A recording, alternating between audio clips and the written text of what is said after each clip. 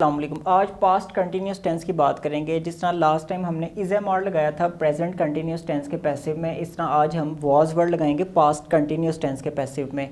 Was word तो past continuous में पहले भी आता है, जिस तरह is am are present continuous में आता था।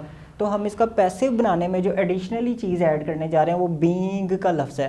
बीइंग का लफ्ज़ का मतलब वहाँ पे था हो रहा है, यहाँ पे इसका मतलब होगा हो रहा था, यानी कि पैसिव स्ट्रक्चर है ये। तो अभी हम इसकी कुछ एग्जांपल्स बना के प्रैक्टिस करते हैं। मिसाल के तौर पे मैं लिखता हूँ कि आई वॉज लर्निंग स्पेनिश। मैं स्पेनिश सीख रहा था। स्पेनिश एक ज़ुबान का नाम है। तो ये पास्ट की बात हो रही है, कंटिन्यूटी है कि माजी में आज से कोई 10 साल पहले की भी बात हो सकती है। तब मैं क्या कर रहा था, आई वॉज लर्निंग स्पेनिश, मैं स्पेनिश सीख रहा था। अच्छा, सब्जेक्ट तो हो गया, मैं एक्शन कर रहा हूँ, मैं हो गया सब्जेक्ट। उसके बाद लर्निंग ये हो गया एक्शन, जिसको हम वर्ब कहते हैं। और स्पेनिश क्या हो गया, ये है ऑब्जेक्ट, इस ज़ुबान के ऊपर एक्शन हो रहा है, इस ज़ुबान को सीखा जा रहा है। तो पास्ट में सीखा जा रहा था इस ज़ुबान को, तो हम इस ज़ुबान को शुरू में लेंगे, स्पेनिश वॉज। उसी तरह ये बीइंग लगेगा। वॉज क्यों लगा, क्योंकि मैंने ये अर्ज़ किया था कि पास्ट में हम वॉज वर्ड लगाते हैं। Spanish was being learned, Spanish सीखी जा रही थी।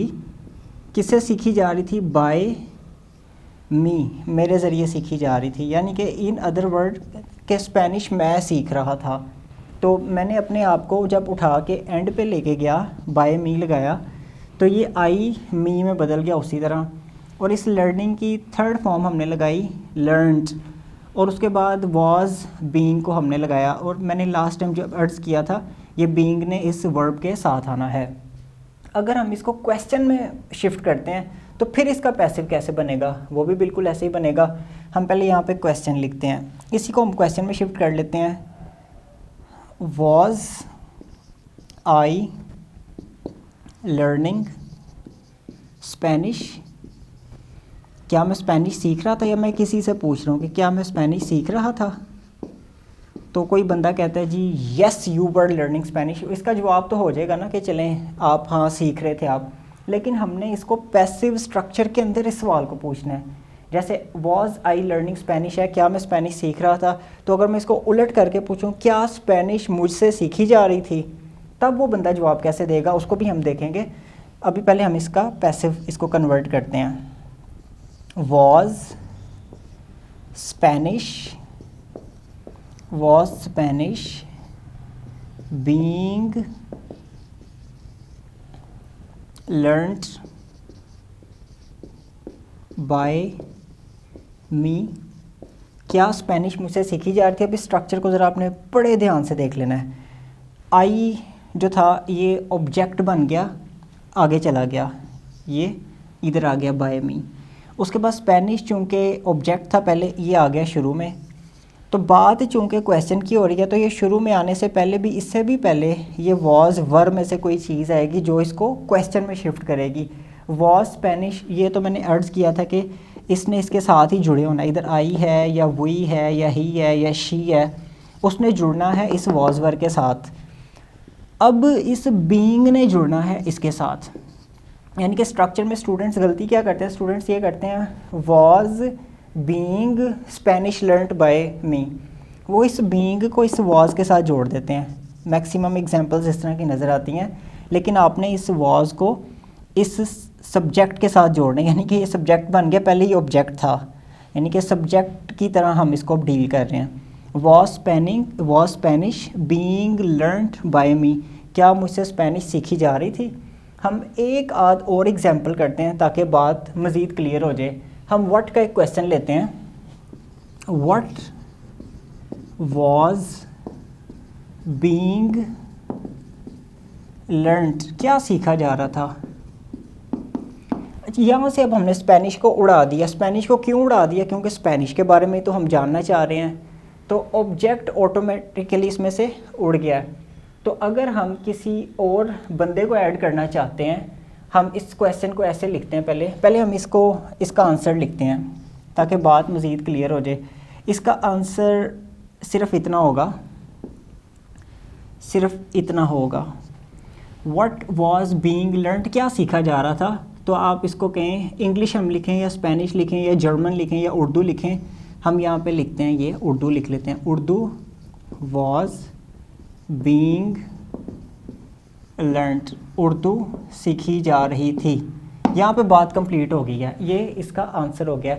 तो अगर इस क्वेश्चन के अंदर by me, by her, by you अगर कुछ होता, बाय यू यानी कि तुम्हारे ज़रिए कौन सी ज़ुबान सीखी जा रही थी या तुम्हारे ज़रिए क्या सीखा जा रहा था, मजमून सीखा जा रहा था, स्टोरी सीखी जा रही थी, कुछ क्या सीखा जा रहा था तुम्हारे ज़रिए, what was being learned by you. तो आंसर में भी फिर वो बाय यू आएगा। कैसे, Urdu was being learned by you, तुम्हारे ज़रिए उर्दू सीखी जा रही थी। एक और वेयर के क्वेश्चन में इसको अंडरस्टैंड करने की कोशिश करते हैं। वेयर, अब यहाँ पे मैं सब्जेक्ट भी डालूँगा और ऑब्जेक्ट भी डालूँगा। कैसे, अभी देखते हैं। Where were you learning Urdu. ये बंदा था सब्जेक्ट, ये काम कर रहा है। उसके बाद काम किसके ऊपर हो रहा है, उर्दू के ऊपर। ऑब्जेक्ट, ये उर्दू के ऊपर एक्शन हो रहा है कि इसको सीखा जा रहा है, और सीखा जा रहा है ये हो गया वर्ब। तो अभी हम जो जानना चाह रहे हैं वो हम एक जगह को जानना चाह रहे हैं। ये एक कॉम्प्लीमेंट होता है, ये एक एडिशनल इन्फॉर्मेशन होती है, ये प्रेपोजिशनल फ्रेज़ की शक्ल में आती है। Like in the academy, at institute, in Pakistan, in Australia, वो जगह आ जाएगी, वो अलहदा, उसका कोई ताल्लुक़ नहीं है। असल जो खेलना है वो इस स्ट्रक्चर के साथ खेलना है। बाकी क्वेश्चन की वजह से इसको हमने वेयर और वर को भी शिफ्टिंग करनी है, इसको भी हमने यूज़ करना है। वर मुमकिन है कि वॉज में बदल जाए इस उर्दू की वजह से, और वर मुमकिन है कि वर ही रहे, यहाँ पे दो ज़ुबानें हों। तो ये हमें इन चीज़ों को अंडरस्टैंड करना पड़ेगा। पहले हम इसको क्वेश्चन में शिफ्ट करते हैं। वेयर, ये ऑब्जेक्ट है, इसने आना है इधर। वेयर वॉज, तो जब इसने इधर आना है तो ये वॉज उस उर्दू की वजह से लग रहा है। Where was Urdu being learned, Urdu कहाँ सीखी जा रही थी, बाय यू, तुम्हारे ज़रिए। यानी कि इन अदर वर्ड्स तुम उर्दू कहाँ सीख रहे थे। Where was Urdu being learned by you, तुम्हारे ज़रिए उर्दू कहाँ सीखी जा रही थी। अगर मिसाल के तौर पे यहाँ दो ज़ुबानें होती, अभी करके देखते हैं।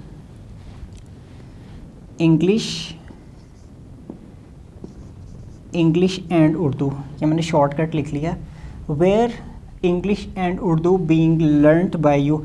अब ये चूँकि दो ज़ुबानें आ गई हैं, प्लूरल हो गया है, तो यहाँ पे वर आ जाएगा। Where were Urdu and English being learned by you, तुम्हारे ज़रिए उर्दू और इंग्लिश कहाँ सीखी जा रही थी। अब ये प्लूरल हो गया, बाकी कोई भी इसमें हमने चेंजिंग नहीं की। अगर यही व्हेन का क्वेश्चन होता तो ये इस तरह बनना था, when were you learning English, तुम इंग्लिश कब सीख रहे थे। तो फिर ये आ जाएगा शुरू में इंग्लिश। लेकिन अभी मैं आपको ना इसको डबल स्टेप में करके दिखाता हूँ ताकि जो बिगिनर्स हैं उनके लिए मज़ीद आसान हो जाए। पहले हम इसको सिंपल बनाते हैं कि इंग्लिश सीखी जा रही थी तुम्हारे ज़रिए। English was being learned by you. ये तो बात होगी सिंपल, ये स्टेटमेंट है। अभी असल में एक्चुअली ये क्वेश्चन है, इस व्हेन को हमने फिट करना है। तो व्हेन आ गया शुरू में, व्हेन शुरू में आया तो आगे तो इंग्लिश वॉज बीइंग लर्नड, ये तो सादा फिक्र है। तो फिर इस वॉज ने उठ के इधर आ जाना है। When was English being learned by you, बाकी सारे का सारा स्ट्रक्चर वही रहेगा। When was English being learned by you, और आगे ये इसको क्वेश्चन में आपने शिफ्ट कर देना है।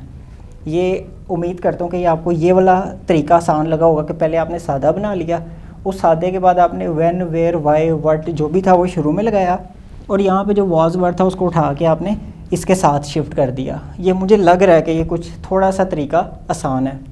तो अभी मैं आपको एक एक्टिविटी दे रहा हूँ, आप उसी तरह वाई के क्वेश्चंस बनाएंगे। वाई के, हाउ के और हु के क्वेश्चंस बनाएंगे आप। 3 मैंने बना दिए हैं, व्हाट, वेयर एंड व्हेन का। बाकी ये 3 आप बनाएंगे। फिर इंशाल्लाह ताला कल वाला स्ट्रक्चर बहुत इंपॉर्टेंट है, क्योंकि उसमें बी भी आ रहा है और बीइंग भी आ रहा है, यानी कि डबल कन्फ्यूजन है कि हमने बी को कहाँ पे लगाना है और बीइंग को कहाँ पे लगाना है। उसको इंशाल्लाह ताला हम कल के लेक्चर्स में, लेक्चर नंबर 52 में डिस्कस करेंगे। अगर आपको ये लेक्चर अच्छा लगा तो अपने दोस्तों के साथ शेयर करें, ताकि एक कम्युनिटी डेवलप हो, और चैनल लाजमी सब्सक्राइब करें। टेक केयर, अल्लाह हाफिज़।